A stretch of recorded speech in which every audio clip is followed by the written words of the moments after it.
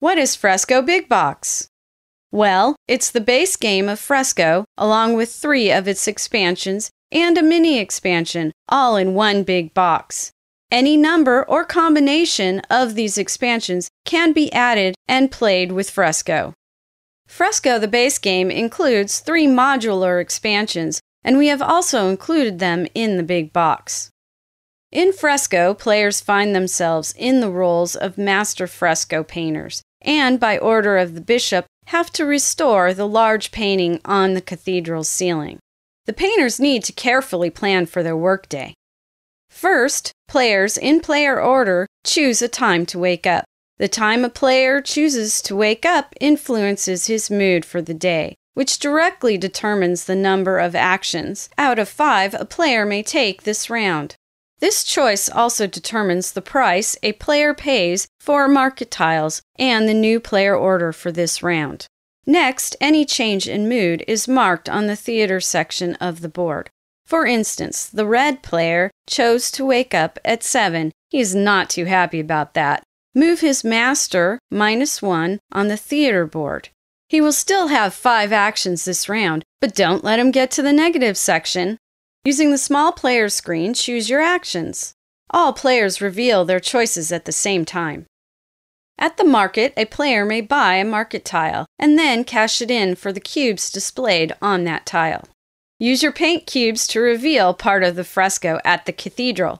Before revealing part of the fresco, you may first choose to move the bishop 1 space in any direction for the cost of a thaler.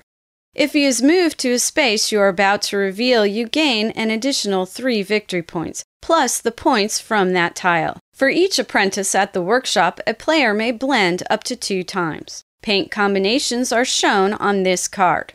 Return the 2 cubes you used to blend a new color and pick up your new blended color cube at the workshop.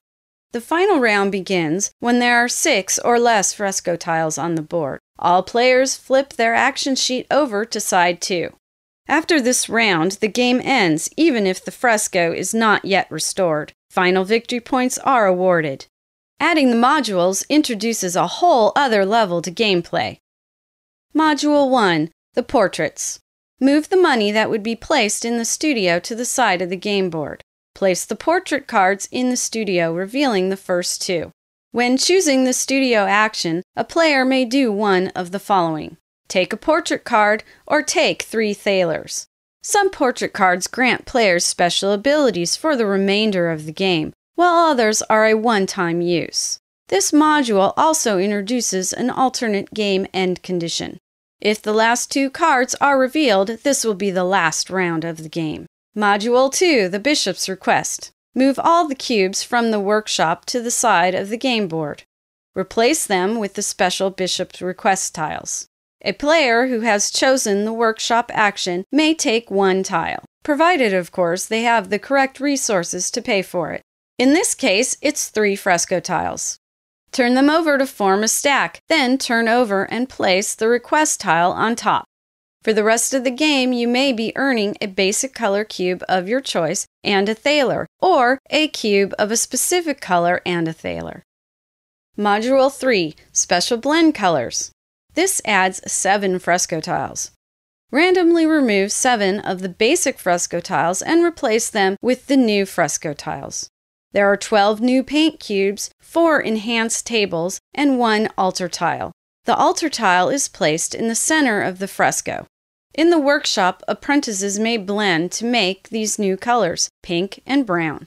In addition, the same apprentice may reuse this paint immediately for a second blend. At the cathedral, if a player wants to restore the altar, use the new blended colors. Each pink paint cube is worth 3 victory points, and each brown is worth 5 victory points. Those are the 3 modules included in the base game.